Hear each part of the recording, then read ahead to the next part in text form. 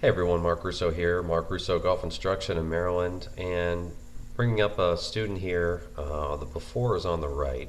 Was struggling with a lot of contact issues, highly variable hooks, thin, fat, you name it, he was hitting it. So after watching him make a couple swings, what we did was bring him in here, get him on the plate, and the first thing we do is we get him to the top of his swing on the right here, 69% on his trail side.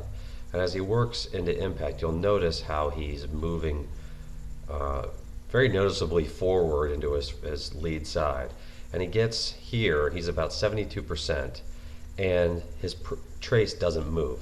He hits the brakes here and starts to have a lot of throw and flip and really struggle with landing the club in the right place. And then finally gets into the finish.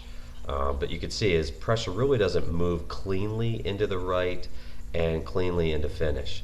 And part of what we do, is always understand the intention of the student. Well, what I asked him was what was he trying to do? And his intent when he was practicing was trying to fire his hips. And so in doing so, he would jump forward and then have to hit the brakes. So what we did was we took him out and put him on the Sheftick pressure board and got him to feel like, and here's the after on the right, like he was turning and moving more into that right side of the board, clicking it down on the right. So now when he gets to the top of the swing here, we've got roughly 78% at the top of the swing here on the left. So he's loaded a little bit better, which gives him more time. And you'll notice his pressure trace on the left is also much cleaner. And then as we work back into impact, you'll see that now halfway down here, about left arm parallel, give or take, we're getting close to 50-50 pressure distribution. On the left, he's already basically maxed it out to 72%, and he's going to stay there until he strikes the ball and then add to it. So now he's got a bit more time to sync up his arms and land the club correctly.